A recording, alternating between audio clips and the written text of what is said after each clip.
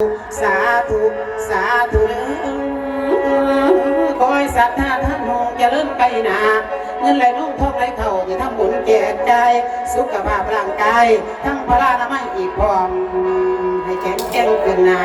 อย่ามีล้างอ่อนแอปรารถนาแน่วแน่หวังต่อปณิธานให้หุ่งเมืองไพศาลดังพ่อสีตนจนว่าไว้เหลือการพังพันมองใหญ่ได้แม่หนูใบดอกนกได้สนผลได้เฮียตาเบิดพบนี้ได้ขึ้นสันฟ้าเสวยแต่ของทิพย์บุญมากุศลใหญ่ตัวหูลำคนที่ทำบุญสร้างกองบุญอันยิ่งใหญ่ปรารถนาได้ขอให้ได้สิ่งนั้นสมมงแม่นดังไม้ดังแม่เด้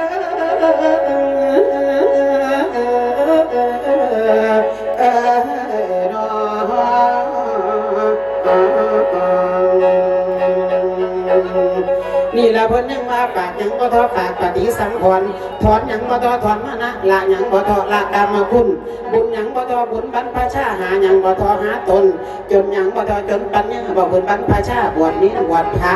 บ่เป็นของง่ายๆดอกเฮ็ดขึ้นไว้ก่อนสิได้เข้าไปในข้องพุทธบาทนี้จะฆ่าระบาดไปบรรพชาอยู่ในศาสนาของศีลกินเพียงก็ต้องอยากได้เลี้ยงดอกบวชลูกบวชหลานยุ่งอยู่หลายประการพัวพันนั้นมีไผได้บวชกับว่าผมเต็มที่สักอยู่สู่น้ำปฏิบัติในธรรมคำสอนพระเจ้าไผบวชลูกบวชเต้าอยู่ในศาสนาเพิ่นว่าได้ภาระบุญหลายสายจองเป็นผู้นี้ผู้ซองคิดถูกปลูกฝังสารสับฝากข้างปากฝังตั้งมันบ่มีใบวิบัติดอกขุมทรัพย์ภายในอันมูโจละไพ่อัคคีไพ่ราชาไพ่เก่าไปไม่ได้เพราะได้ฝากไว้คุ้มทรัพย์ประกันกับสถานสำคัญใต้ตัวเป็นแก่นฝากไว้แล้วกับแก่นรัตนาไตรสามก็ต้องนำติดตามตนไปเบิ่งหน้ามีศรัทธาแก่กล้าจังได้หอมสมพานไพ่บวชลูกบวชหลานหรือตนต้องได้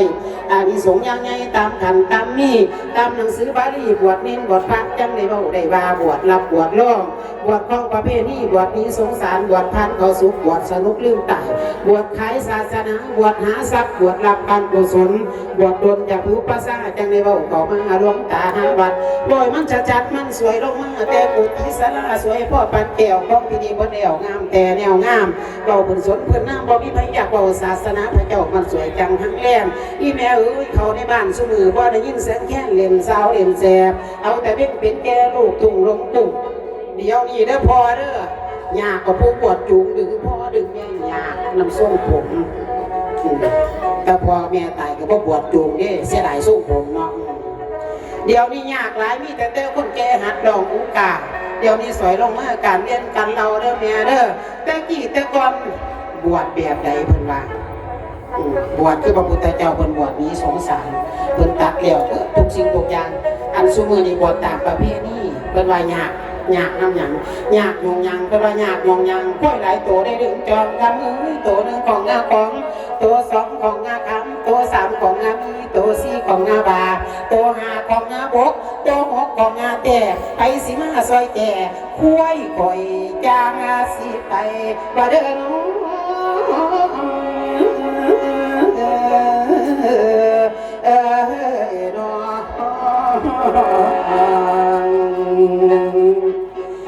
กล้วยหกตัวมันมีอย่างแน่มาลับมาคือเบาหลายแต่คือบ่เปลี่ยนให้ฟังอยากน้ำการน้ำงานบวช7 มื้อนี่14 มื้อนี่15 มื้อนี่เดือนหนึ่งนี่บ่ทันได้หยังได้นำนมบ่พ่อหยุดเพิ่นว่าผู้ละคนบวชทดแทนคุณแม่เพิ่นคำว่าแม่เพิ่นเลี้ยงพ่อแม่เลี้ยงเสียนจีป่าเผาบ่เคยเอามือตบต่อยตีต่างก่อนกินบ่เป็นแม่กะก่อนมึงบ่รับแม่กะกองแม่ถนอมลูกน้อยจนได้ใหญ่มากมื้อนี้บวชทดแทนบุญคุณบวชหาผู้ไว้ชนมื้อนี้บวชแทนมงคลมิฉะนั้นไม่ต้องมานั่งล่ำให้ฟังอยู่แปลกคันว่าใส่แว่นตาไปอ่านบอกดอกเจ้าอ่านแล้วก็แล้วดอกปานนั้นมีทดแทนบุญคุณนำบวชหาผู้ไว้ชนนำนะคะไม่ต้องสีบอกผู้ไว้ชนนะคะ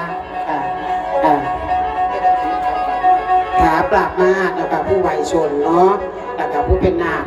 แม่ก็ต้องยั่งบวชทดแทนคุณแม่นะคะพระคุณแม่นะคะ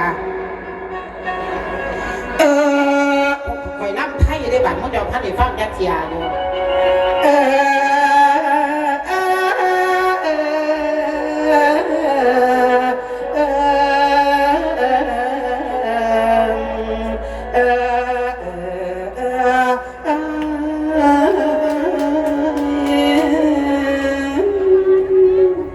คำว่าแม่แม่แม่คำนี้มีความหมายคำว่าแม่แม่แม่คำนี้มีมากมายมหาศาลคำว่าแม่แม่คำนี้มีมากมายหลายประการเป็นดวงมารเป็นพระพรหมเป็นลมสายเป็นผู้ให้กำเนิดเกิดลูกรักเป็นผู้ให้ที่พักที่อาศัยเป็นผู้ให้ความกรุณาบุญกายใจลูกมีภัยแม่ต่อสู้ไม่ละมือแม่จ๋าพระคุณแม่แผ่ปกข้าวโอ้แม่จ๋าผู้เฝ้าถึงโอ้แม่จ๋าผู้เมตตาและปราณีโอ้แม่จ๋าบุญคุณนี้เท่าฟ้าหาเปรียบเทียบดวงใจแม่สาดแท้กว่าทุกสิ่งดวงใจแม่สาดยิ่งกว่าสิ่งไหนดวงใจแม่สาดแท้กว่าสิ่งใดดวงใจแม่มีไว้ให้ลูกอย่างบนคุณแม่ลมฟ้า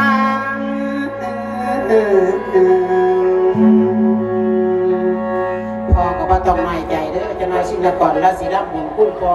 คอยเปลี่ยนฝ่ายไม่ยิ่งพ่อก็ต้องรับบุญคุณแม่ให้น้ำทีละ1,000 บาทนี่บนคุณแม่ลมฟ้าบนคุณแม่ลมฟ้าหาแนวสร้างบ่มีกึ่งย้ำมาเป็นแผ่ทองข้าวแม่เป็นอุ่มทองข้าวแผ่เกือบเป็นตาย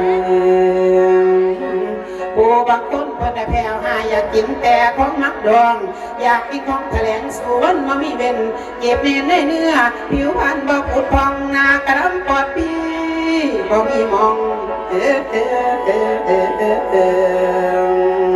ปลาสีขาวเดิมคำเนื้อ